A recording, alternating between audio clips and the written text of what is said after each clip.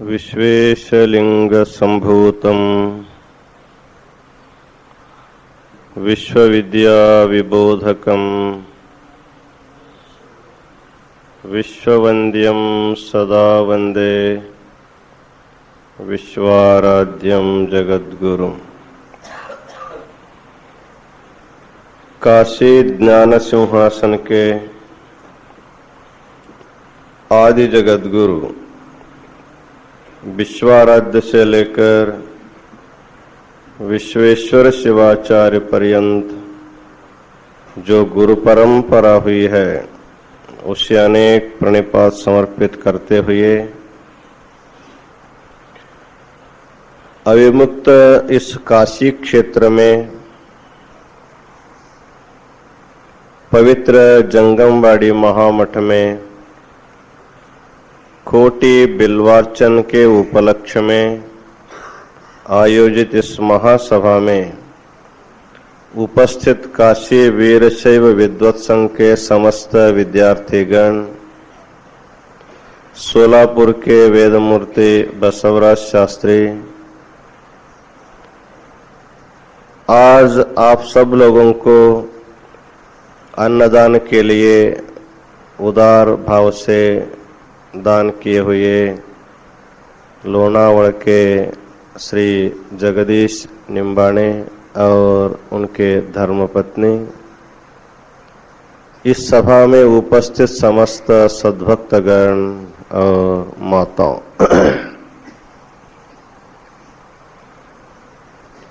कोटि बिल्वार्चन का कार्यक्रम बहुत ही भक्तिभाव और मंगलमय वातावरण में प्रारंभ हुआ है और अव्याहत गति से वो चल रहा है।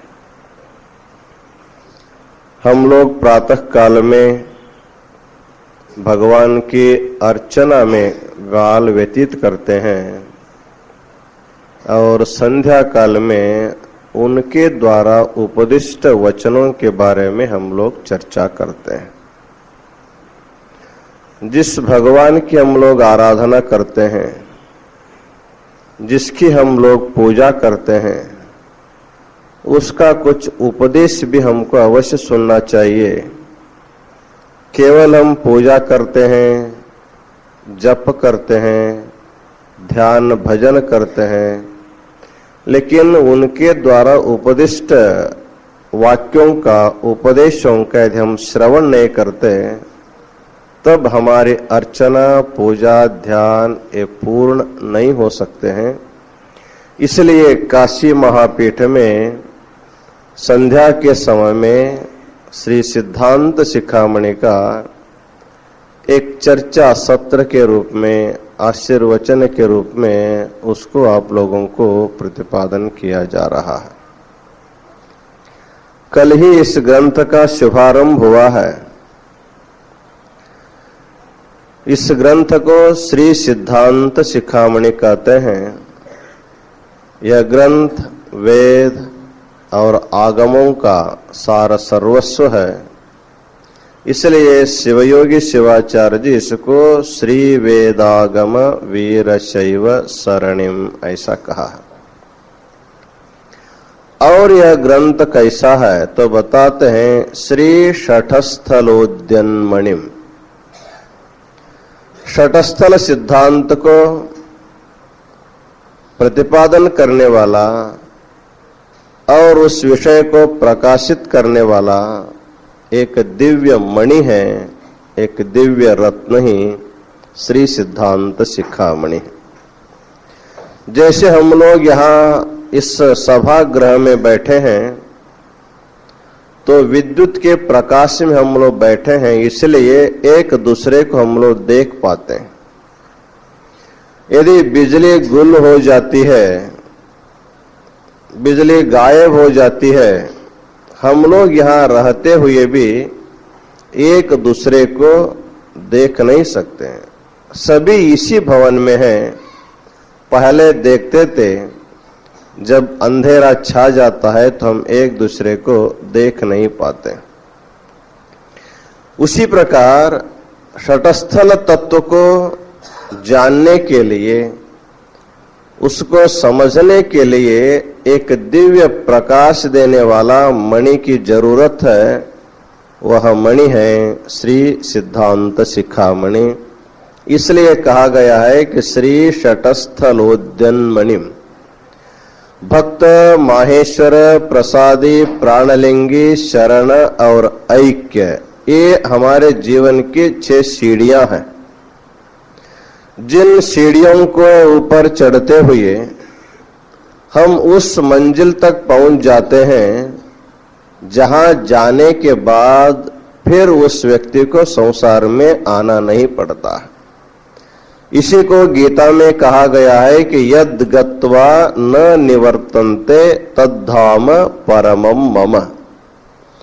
जिस स्थान पर जाने के बाद जीवात्मा को पुनः संसार में आना नहीं पड़ता है, तो वैसे स्थान के लिए सबको प्रस्थान करना चाहिए। लेकिन हम लोग जाते हैं, बहुत जगह जाते हैं और जा करके फिर क्या करते हैं, वापस जहां से आए थे फिर वापस वहीं चले जाते हैं। आप लोग अभी काशी आए हैं, कुछ लोग 1 दिन के लिए आए हैं, कुछ लोग 3 दिन के लिए आए हैं, कुछ लोग 8 दिन के लिए आए हैं, उसमें भी कुछ लोग 3 महीने के लिए आए हैं। और 3 महीना बीतते बीतते उनको ऐसा लगता है कि कब समाप्त होगा, कब घर चले जाएंगे। तो जिस स्थान में हम आते हैं, फिर हम जिस स्थान से आए हैं उस स्थान को जाने की इच्छा होती है, पुनः पुनः आवर्तन क्षेत्र में होता है। लेकिन एक ऐसा दिव्य क्षेत्र है, वहां जाने के बाद जीवात्मा को पुनः वापस आना नहीं पड़ता है। उस स्थिति को, उस स्थल को ऐक्य स्थल कहते हैं, उसी को 6वां स्थल कहते हैं, वही शटस्थल है। इसलिए ये शटस्थल तत्व को प्रकाशित करने वाला, प्रत्येक व्यक्ति को उस विषय को बुद्धिस्त करने वाला जो दिव्य मणि है, वही श्री सिद्धांत शिखामणि है। उसका अध्ययन करने से, उसका स्वाध्याय करने से, उसका प्रवचन सुनने से धीरे धीरे धीरे धीरे व्यक्ति उस स्थान तक पहुंच जाता। एक सुभाषितकार ने कहा है, शनैः कंथा शनैः पंथा शनैः पर्वतमस्तके शनैर्विद्या शनैर्वित्तम पंचतानि शनैः शनैः। कुछ काम जो होते हैं उसको धीरे धीरे करना पड़ता है। उसमें यदि हम जल्दीबाजी करते हैं तो हम लोग नापास हो जाते हैं, पतित हो जाते हैं, फेल होने जाने की शंका, संभावना रहती है। तो वो स्थान 5 बताया गया। शनैः कंथा, यदि किसी के घर में, उस घर के व्यक्ति के पास एक ऐसा शर्ट है, पोशाक है, वो बहुत दिनों से उनके बाप दादा उनके जमाने से आया हुआ है, दादा परदादा ने उसको पहना था, उसके पिता भी उसी को पहना था, अब उसको पहनने के लिए इनको भी समय आया है। तो बहुत जगहों में फटा हुआ है। ऐसे शर्ट को जब पहनने को किसी को दिया जाता, बहुत सावधानी से उसको पहनना पड़ता, नहीं तो आप जहां हाथ डालेंगे वहीं आपका हाथ निकल जाएंगे।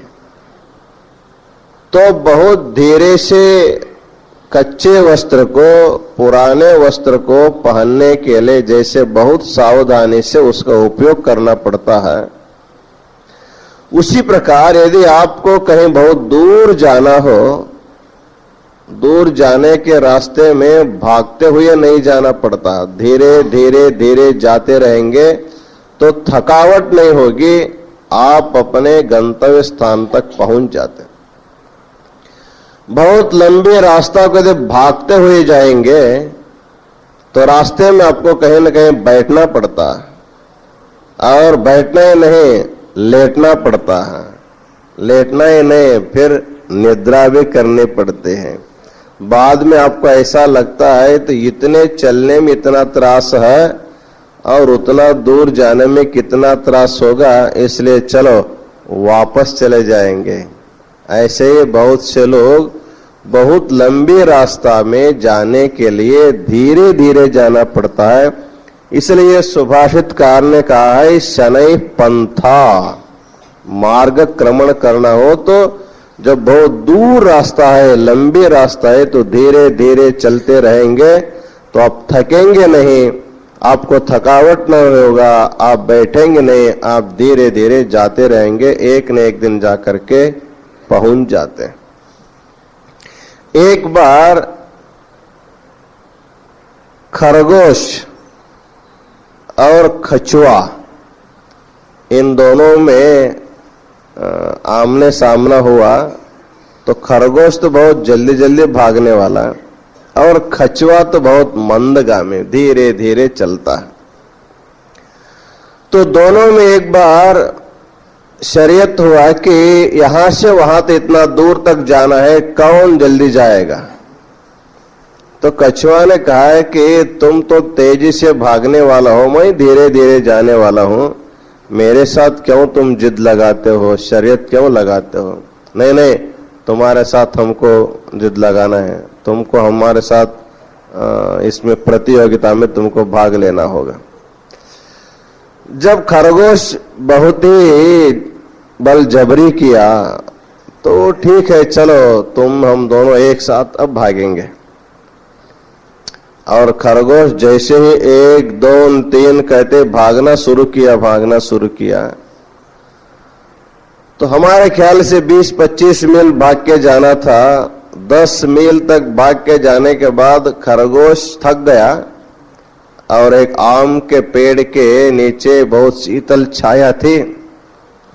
देखा कि कछुआ बहुत दूर है, उसको आने में भी कितने घंटे लग सकते, तब तक थोड़ा मैं निद्रा कर लूं, ऐसे उसके मन में इच्छा हुई। और खरगोश आम के पेड़ के नीचे शीतल छाया में सो गया। एक कछुआ धीरे धीरे धीरे धीरे चलते चलते देखा तो एक खरगोश सो रहा है, तो उसकी तरफ ख्याल नहीं किया, वो धीरे धीरे चलते गया। ये सोने वाला सो ही रहा है, वो जा करके स्थान पहुंच गया। बाद में देखता है तो हमारे आगे चला गया। तो इस प्रकार बहुत लंबी रास्ता में भागने वाला व्यक्ति थक जाता है और धीरे धीरे जाने वाला व्यक्ति कभी नहीं थकता। इसलिए सुभाषित ने कहा है शनैः पंथा, मार्ग क्रमण करते समय धीरे धीरे जाना। शनैः पर्वत मस्तके, जब आपको पर्वत की चोटी पर जाना है, जैसे हिमालय पर चढ़ना है, अमरनाथ की यात्रा करनी है, वहां भागने से काम नहीं चलता। भागेंगे तो गिर जाएंगे, गिरेंगे तो फिर आपको पता ही नहीं लगेगा कि आप कहाँ हैं। इसलिए केदार की यात्रा में, बद्री की यात्रा में बस जाते, आपको चलना ही नहीं है। लेकिन कुछ ऐसी पहाड़ी स्थान है, वहां पर आपको धीरे धीरे धीरे धीरे जाना पड़ता है। तो इस प्रकार शनैः पर्वत मस्तके, जब आपको पर्वत के शिखर पर जाना रहता है तो धीरे धीरे जाना पड़ता है। इसी प्रकार शनैर्विद्या शनैर्वित्तम, विद्या का संग्रह करना हो। एक ही दिन में स्कूल में गया हुआ बच्चा एमए का सर्टिफिकेट लेकर के घर नहीं आता, उसको एमए शिक्षा लेने के लिए बहुत दिन लगते हैं, 10-15 साल उसको लगते हैं। तो पहले अक्षराभ्यास करेगा, बाद में वाक्यों का अभ्यास करेगा, उसके बाद ग्रंथ का अभ्यास करेगा। इस तरह धीरे धीरे शनैर्विद्या, विद्या कालेन पच्यते, विद्या जल्दी पचता नहीं है, उसको पक्व होने में, विद्या पक्व होने में बहुत समय लगता है। इसलिए हमारे हिंदू संस्कृति में विद्या प्राप्त करने के लिए हमारे आयु का 1/4 भाग जो है विद्याध्ययन करने के लिए ही उसको रखा गया। प्रत्येक व्यक्ति अपने आयु के 25 वर्ष तक को अध्ययन करना चाहिए, अभ्यासी करना चाहिए। ब्रह्मचर्य का पालन करते हुए जो व्यक्ति 25 साल तक अध्ययन करता है वही अपने भावी जीवन में सफल हो जाता है। जो विद्या का अध्ययन नहीं करता है वो अपने जीवन में सफल नहीं होता। इसलिए कहा गया है कि शनैर विद्या, विद्या का अध्ययन करना हो तो भी धीरे धीरे उसको प्राप्त कर लेना चाहिए।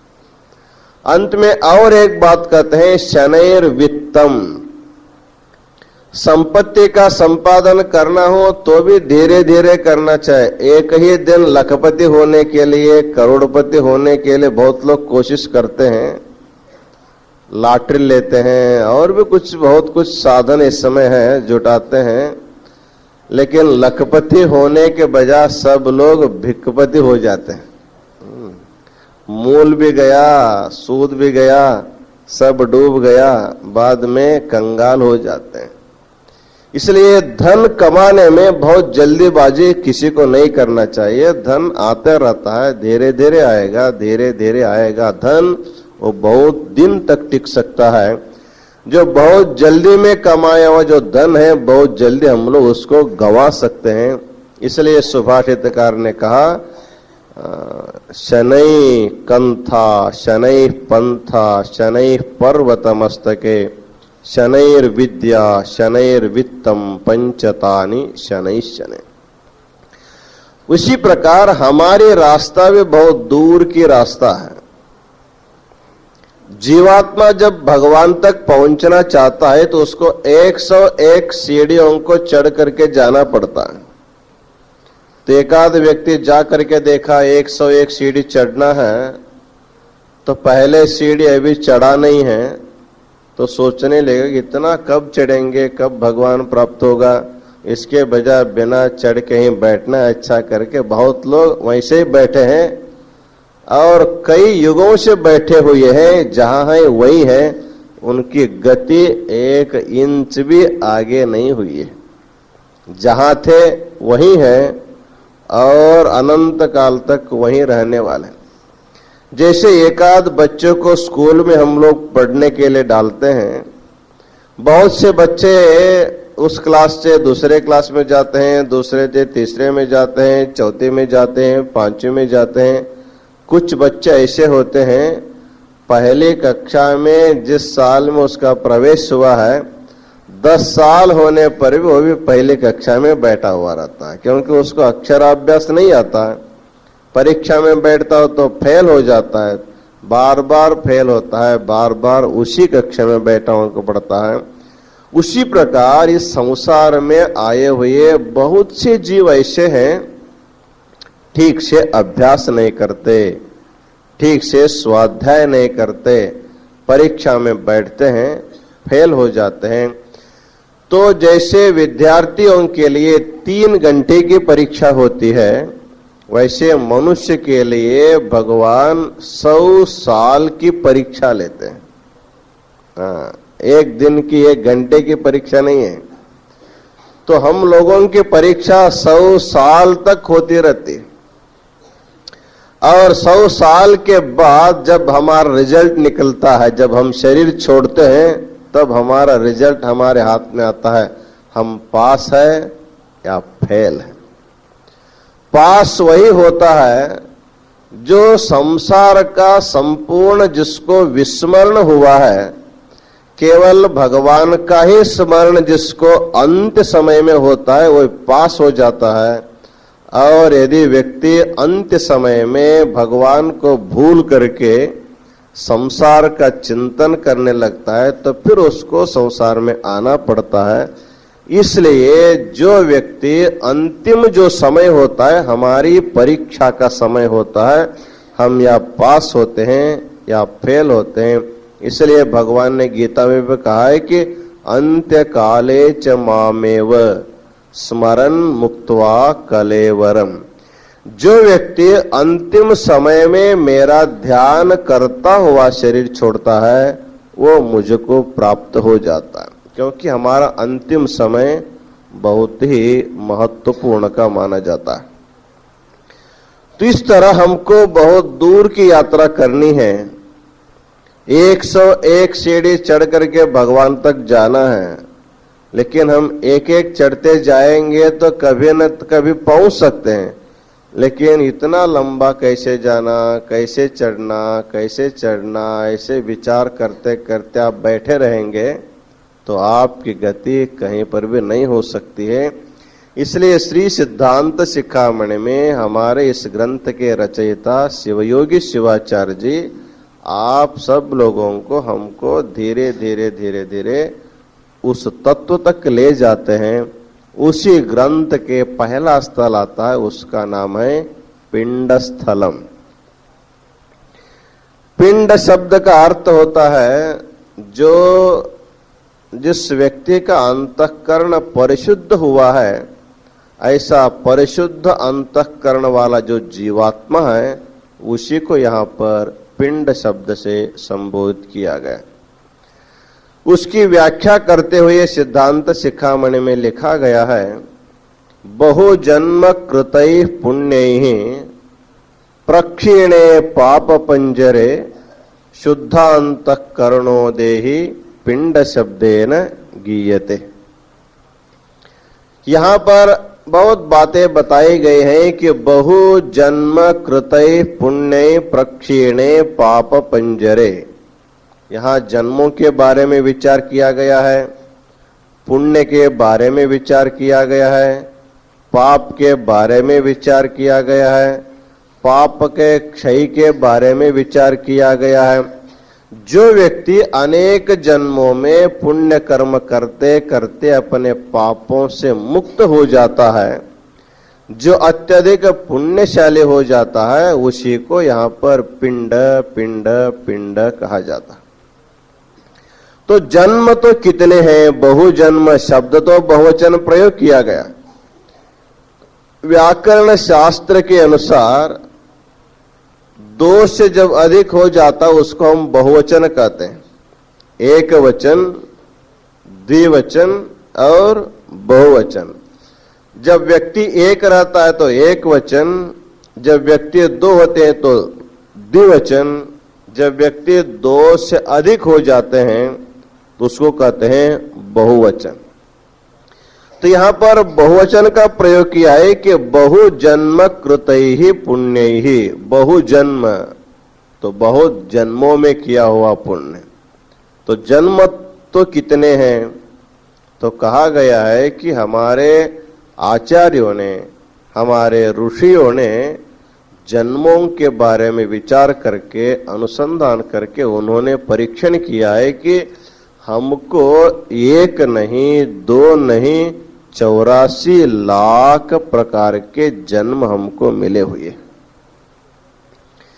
इस समय हम मनुष्य जन्म में बैठे हुए हैं, मनुष्य शरीर हम लोग धारण किए हुए हैं, लेकिन मनुष्य शरीर धारण करने से पहले हम कई जन्मों में गुजरते हुए अब यह जो जन्म है इसको अंतिम जन्म कहते हैं।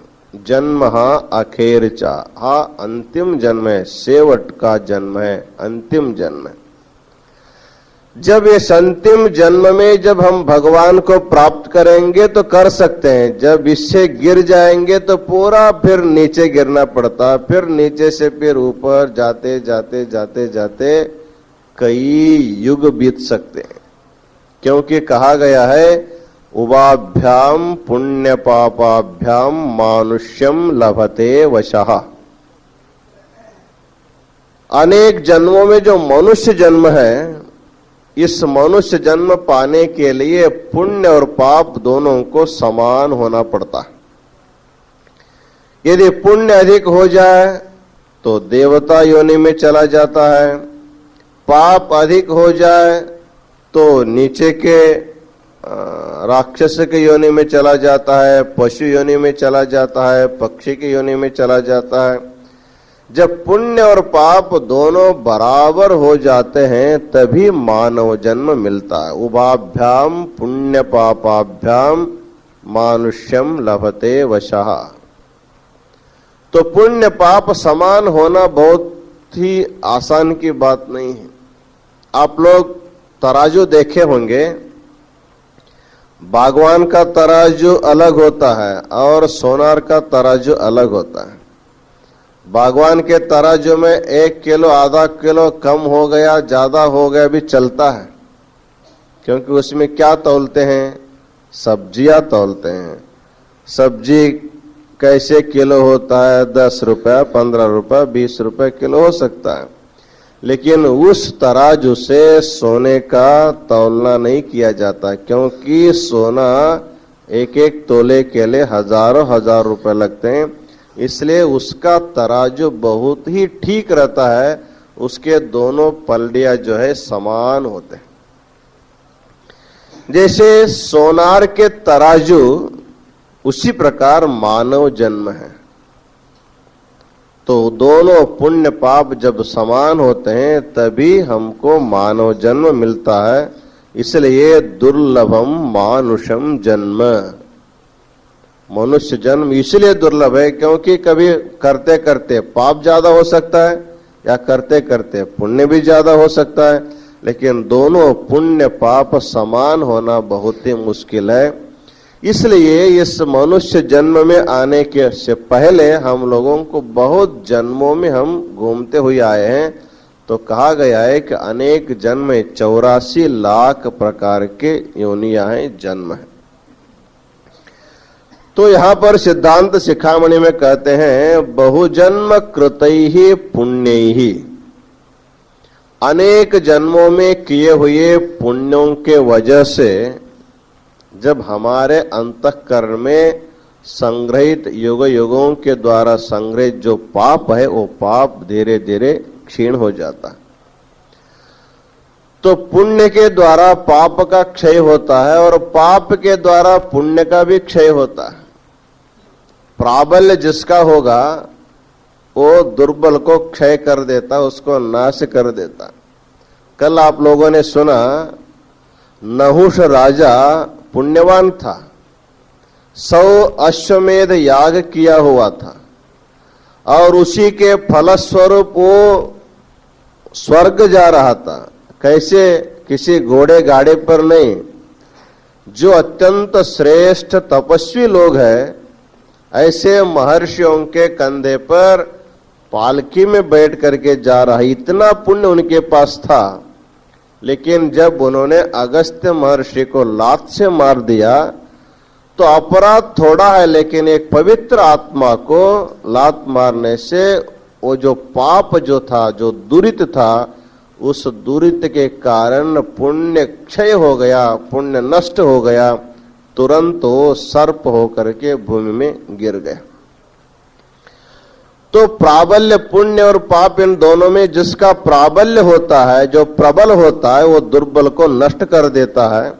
उसी प्रकार पाप का प्राबल्य हो जाए मनुष्य के पुण्य नष्ट हो जाते हैं। यदि मनुष्य का पुण्य अधिक हो जाए तो उसी के बल से उनके पाप भी नष्ट हो जाते हैं। तो ऐसे बहुत से उदाहरण भी हमको मिल सकते हैं। जैसे मार्कंडेय को केवल 16 वर्ष का आयु मिला था, तो उन्होंने उस आयु को बढ़ने के लिए, आयु को अधिक करने के लिए मृत्युंजय भगवान की पूजा करने के लिए जब जा करके भगवान के सानिध्य में बैठ जाते हैं और निरंतर भगवान के साथ संबंध, नेत्रों के द्वारा भगवान का दर्शन कर रहा है, वाणी के द्वारा पंचाक्षरी महामंत्र का जप कर रहा है, मन में उसी भगवान का चिंतन कर रहा है, इस प्रकार उसका शरीर भी भगवान के साथ संबंध हुआ है, उनकी वाणी भी भगवान के साथ संबंध हो गई है और उनके मन भी भगवान के साथ संबंध हुआ है। इस प्रकार त्रिकरणों से भगवान के साथ संबंध हो जाने के कारण जिसके साथ हमारा संबंध हो जाता है उसकी शक्ति हमारे में आने लगती है। यहाँ पर बहुत से बल्ब लगे हुए हैं, पंखे लगे हुए हैं, तो यहाँ जो विद्युत हाउस के साथ उसका जो संबंध हुआ है, उसी के कारण इसमें उसकी शक्ति आ जाती है। और जिस बल्ब में विद्युत को खींचने की शक्ति जितने अधिक है उससे अधिक प्रकाश मिलता है, जिसमें शक्ति कम है उससे हमको कम प्रकाश मिलता है। 1000 कैंडल का बल्ब है और एक 0 बल्ब है, दोनों पावर हाउस से संबंध है, लेकिन उसमें खींचने की शक्ति 0 बल्ब में कम। इस समय वही बल्ब जब 1000 कैंडल का जो बल्ब होगा, जब पावर हाउस के साथ उसका संबंध होता है, वो इतना प्रकाश को खींच लेता है तो हजारों हजारों आदमी उसमें बहुत कुछ काम कर सकते हैं। तो उसी प्रकार मार्कंडेय जो है भगवान शिव के साथ उसका संबंध हो जाने के कारण तो उनके मन में इतना पुण्य का संग्रह हुआ, इतना पुण्य का संग्रह हुआ, जो 16 साल में मरने वाला था वो चिरंजीवी बन जाता है, इतना अमर हो जाता है। वो किसके बल से? अपने द्वारा किए हुए पुण्य के कारण ही मनुष्य जो है अपने पापों के ऊपर विजय कर सकता है। इसलिए सिद्धांत शिखामणि में कहते हैं कि बहुजन्म कृतैहि पुण्यैहि प्रक्षेणे पाप पंजरे। जीवात्मा पाप रूपी पंजर में फंसा हुआ है। ये पिंजरा जो है, पंजर जो है वो किसी के द्वारा किया हुआ नहीं है, हम लोग अपना ही पंजर बनाए हुए और उसमें हम ही लोग जाकर के बैठ गए।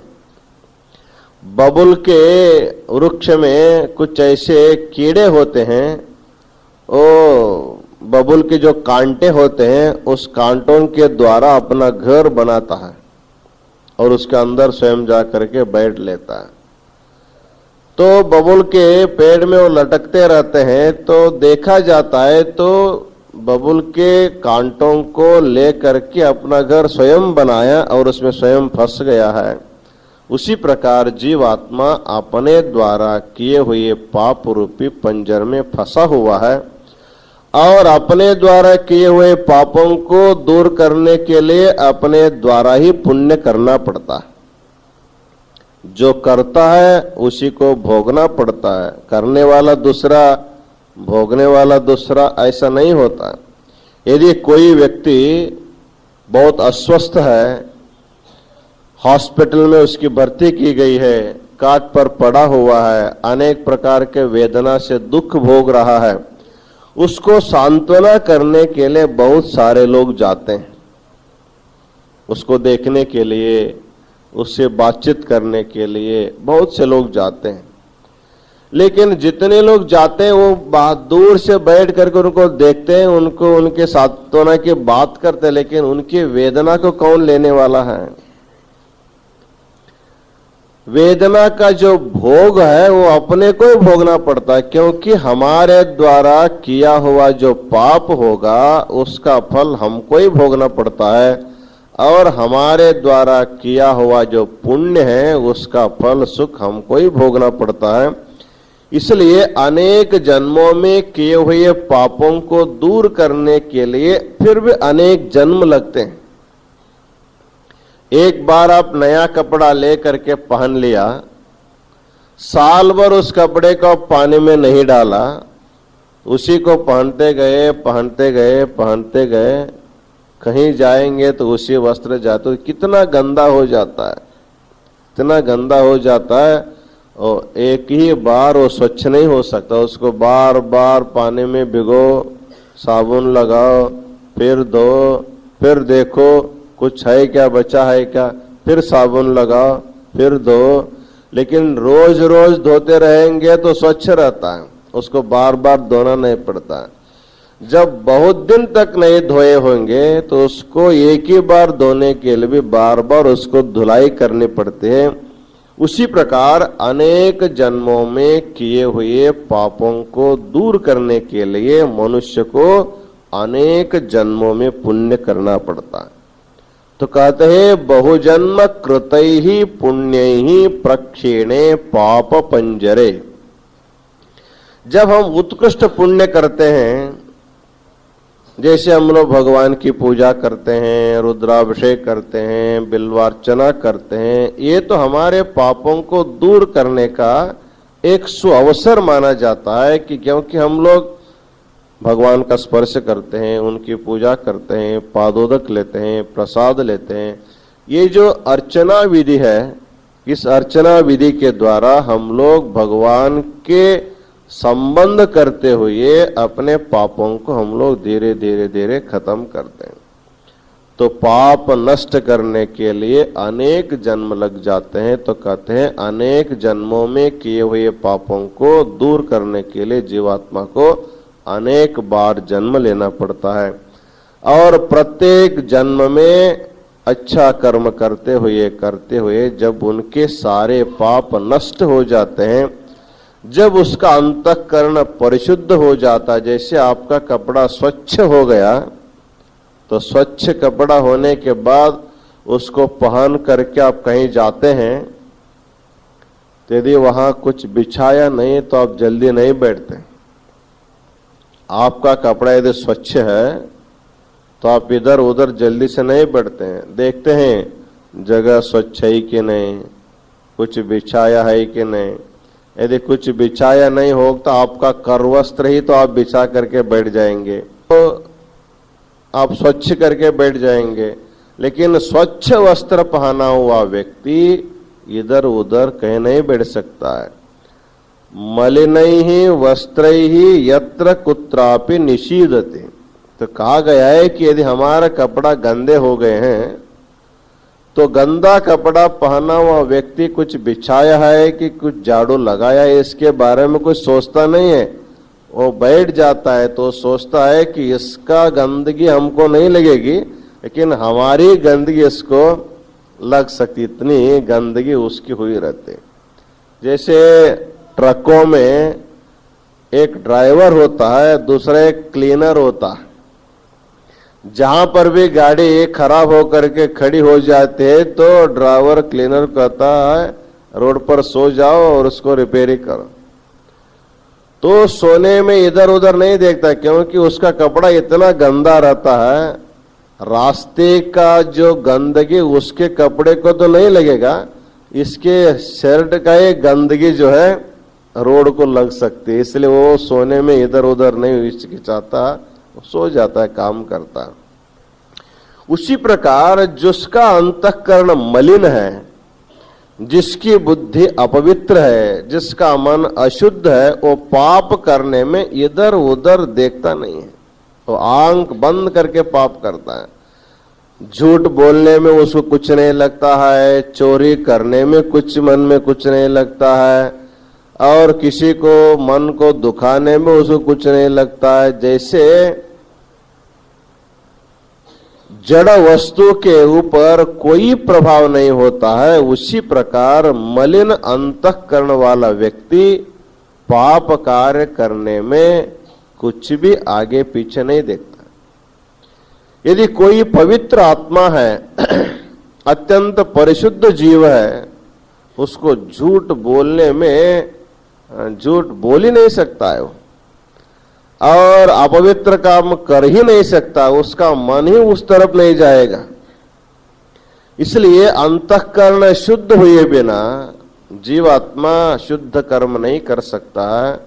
तो कहते हैं अंतःकरण शुद्ध होने के लिए अनेक साल लग सकते हैं, अनेक दिन लग सकते हैं।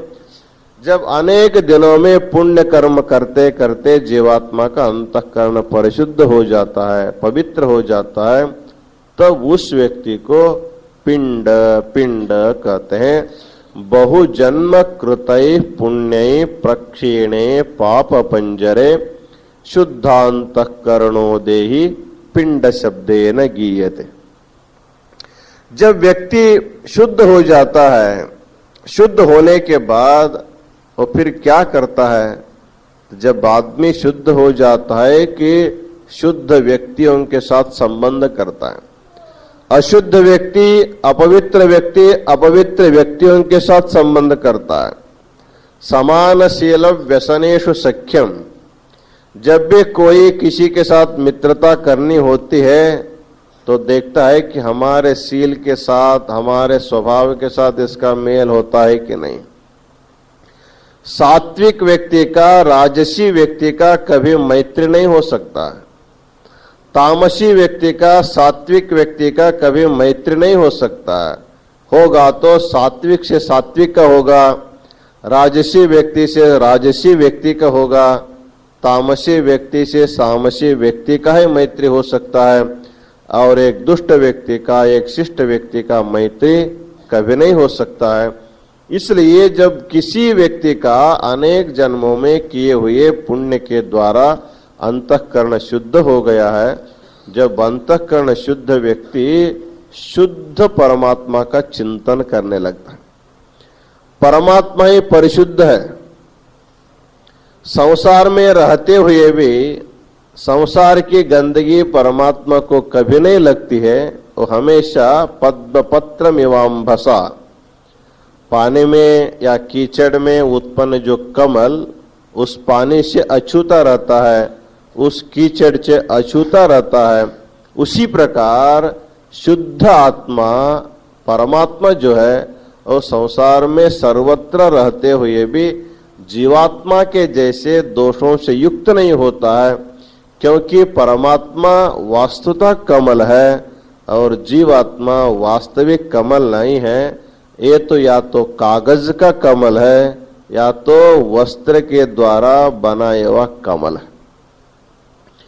एक वास्तविक कमल पुष्प के ऊपर एक बूंद पानी आप छोड़ देंगे, उसके ऊपर पानी गिरेगा, लेकिन पानी को खींचता नहीं है, उस पानी को वैसे छोड़ देता है जैसे उसके अंग पर गिरा वैसे ही वो नीचे गिर जाता है।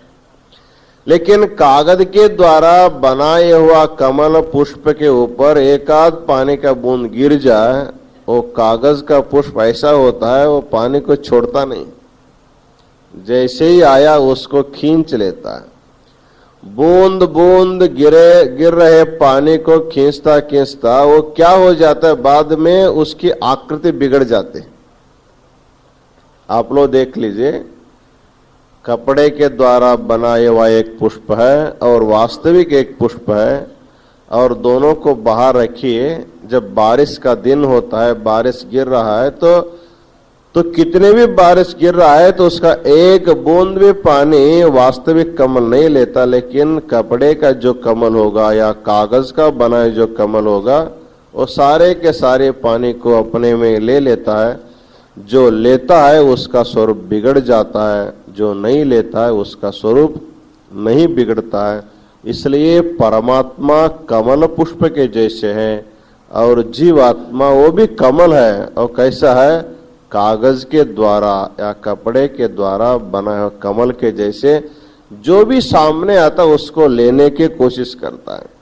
शब्द आया उसको भी लिया, रूप आया उसको भी लिया, स्पर्श आया उसको भी लिया, रस आया उसको भी लिया, गंध आया उसको भी लिया, फिर लेने के लिए तैयार होकर के खड़ा हो जाता। इस प्रकार शब्द स्पर्श रूप रस रूपी जो पंच विषय है, इनको निरंतर आस्वादन करते हुए जीवात्मा अत्यंत मलिन हो जाता है।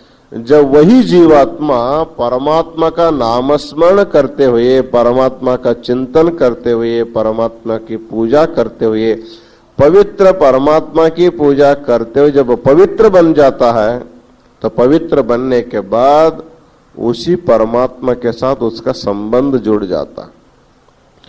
तो संबंध जुड़ने के बाद वह परमात्मा को पहले इधर उधर देखता था, मंदिरों में भगवान को देखता था, प्रार्थना मंदिरों में भगवान को देखता था, लेकिन जब उसका अंतःकरण शुद्ध हो जाता है तो मंदिर में जिस भगवान को पहले देखने को जाता था उसी भगवान को अपने हृदय मंदिर में देखने की शक्ति उसको मिल जाती।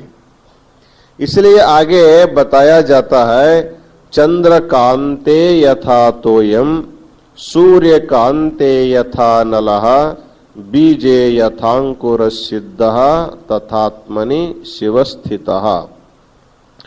जैसे चंद्रकांत शिला, सूर्यकांत शिला इसके बारे में शास्त्रों में चर्चा होती है। तो चंद्रकांत शिले का स्वभाव है, जब भी चांदनी, जब चंद्रमा का जब प्रकाश हो जाता है उस समय चंद्रकांत शिला में चंद्रमा के किरणों के द्वारा पानी का सामर्थ्य रहता है। तो पहले के कुछ काव्यों में इसका वर्णन मिलता है। महर्षियों के कुछ बगीचों में पेड़ पौधों को पानी नहीं डालते थे और चंद्रकांत शिला के द्वारा उसका आलवाल बना देते थे। जैसे ही शुक्ल पक्ष में चंद्र का प्रकाश पड़ता था, उसी पत्थर के द्वारा, चंद्रकांत शिला के द्वारा पानी निकलता था, तो वृक्षों को पानी देना नहीं पड़ता था। ऐसे काव्य में वर्णन आता है। उसी प्रकार सूर्यकांत शिला में सूर्य के प्रखर तेज को आकर्षित करके उसको आग बनाने की सामर्थ्य जो है वो सूर्यकांत मणि में होता है। अभी भी जो एक राव मोटा जो काज होता है उसको सूर्य प्रकाश में आप रखेंगे, जो सूर्य के किरणों को एक केंद्र में लेकर के जब नीचे छोड़ते हैं तो नीचे का कागज हो या रुई हो, कपड़ा हो, वो जल जाता है। अभी भी आप लोग देख सकते हैं। जैसे सूर्यकांत शिला में सूर्य के पास रहने वाले अग्नि को आकर्षित करने का सामर्थ्य रहता है, चंद्रकांत शिला में चंद्रमा के शीतल किरणों के द्वारा पानी को प्रकट करने का सामर्थ्य स्वभाव सिद्ध होता है।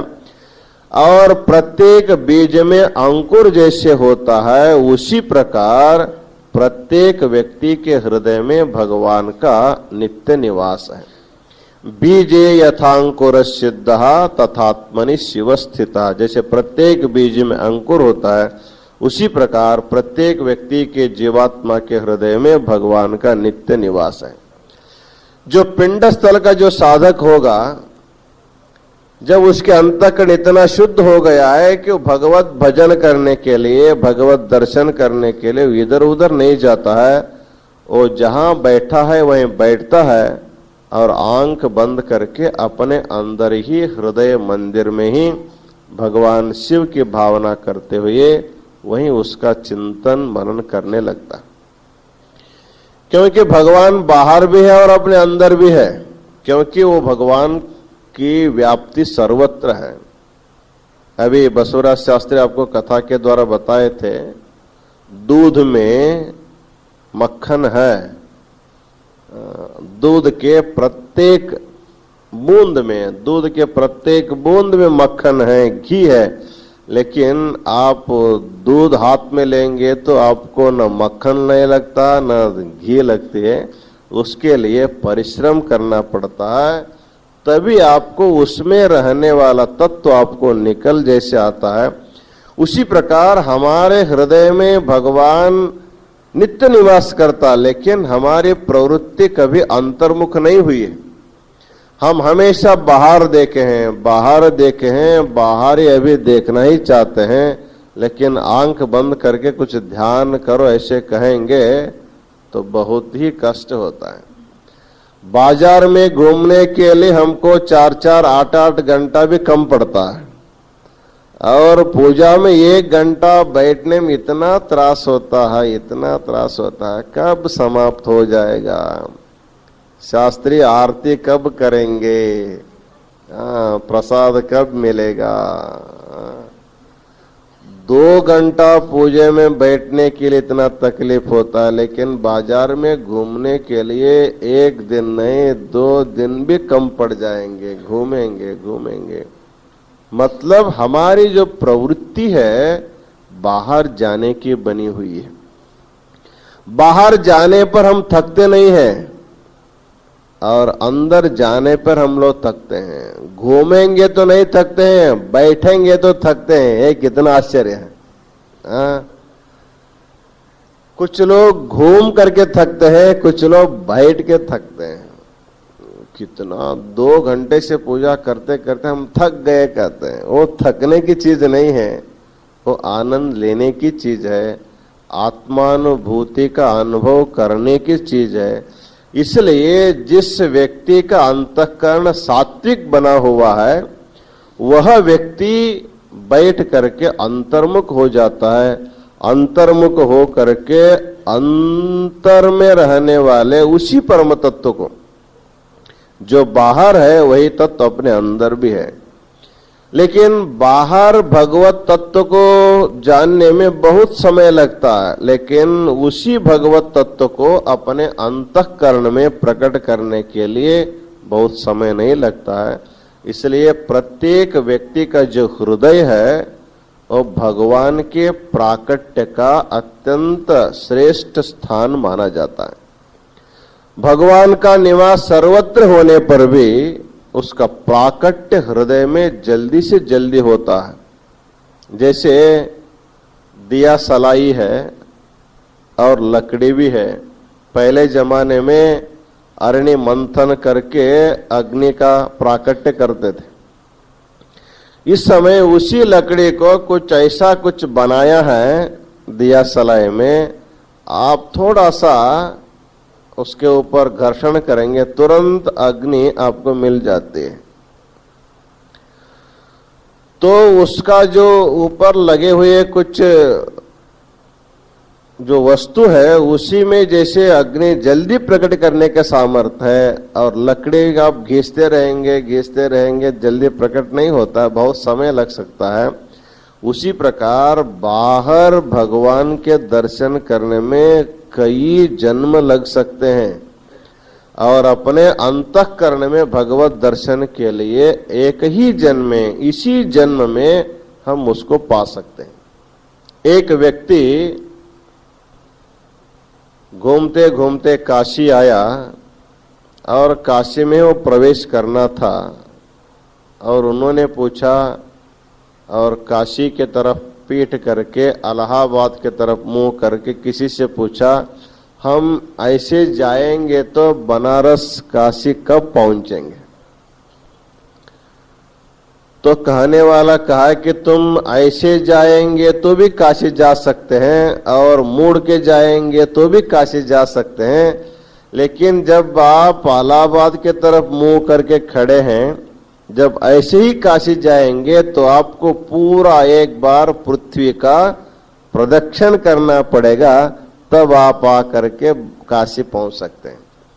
यदि आपको जल्दी जाना है तो तुरंत आप मुड़ करके खड़े हैं ना, तो आप ऐसे जाए कि एक ही पग में एक ही पैर रखते आप काशी जा सकते हैं।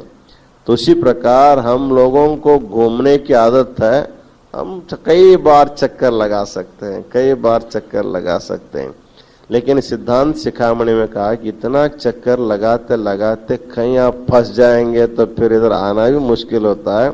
इसलिए जहां बैठे हैं, जहां खड़े हैं, वहीं अपने अंतःकरण को अंतर्मुख करो, वहीं आपके हृदय में ही भगवान का दर्शन होगा। इस प्रकार अंतःकरण शुद्ध करके अंतःकरण में ही भगवत तत्व को प्रतिपादन करने वाला जो स्थल है उसी को पिंड स्थल कहते हैं। और इसके बारे में और भी कुछ बातें फिर हम बात करेंगे। इन्हीं वचनों के साथ आज का आशीर्वचन हम पूर्ण करते हैं। ओम शांति शांति शांति।